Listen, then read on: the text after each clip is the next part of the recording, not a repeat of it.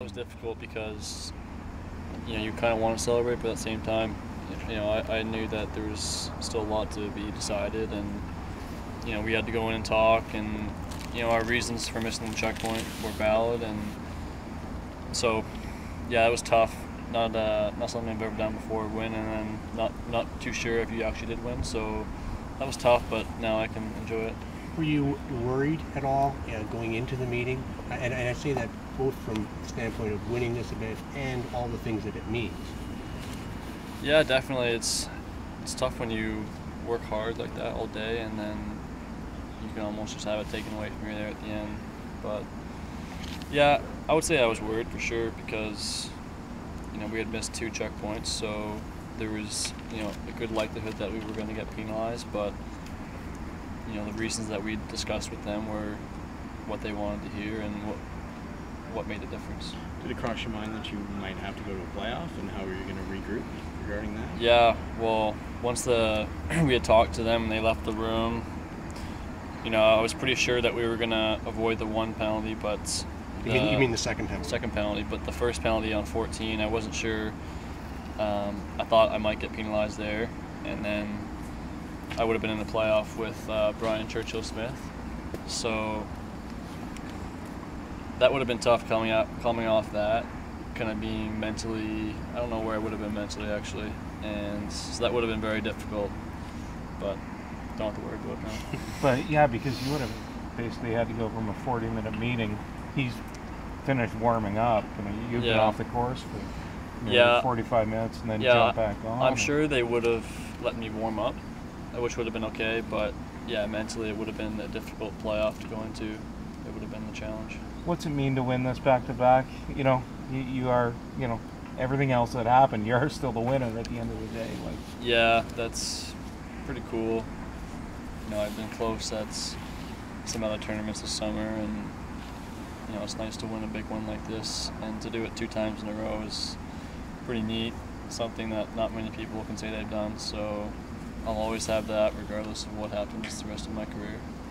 And your plans going forward, what's your schedule like as far as what you're looking to do? You've got to get to Denver now. Yeah, leave tomorrow morning for Denver, and then beyond that, I plan to turn pro after the World Amateur, which is not the first week of October, so I'm hoping to make that team. But that hasn't been decided yet, right? They decide that after the U.S. After the U.S. So they'll pick 3 guys from Canada. I like your chances, though.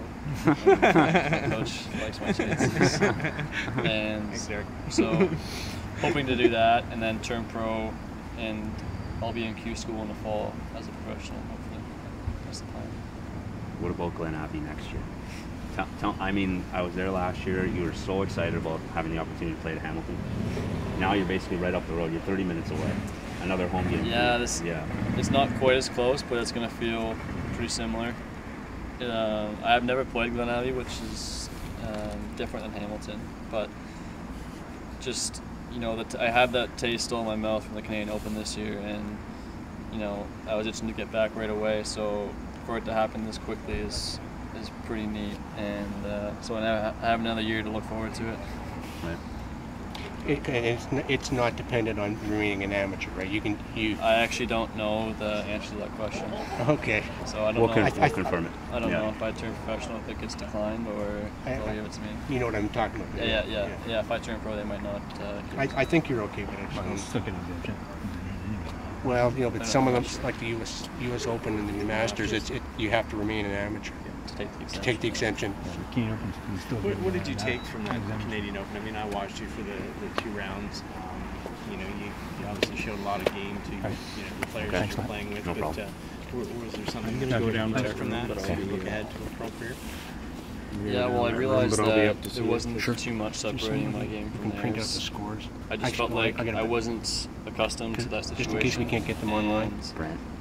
That was the big time, so it was something I'd never done before. And to be with all those fans and to have the ropes and everything up like that, it was just a whole new experience. And so I feel like next time I'd be much more prepared and know what to expect going in a little bit more. It's not every day you play with people with your name on T-shirts, right? Yeah.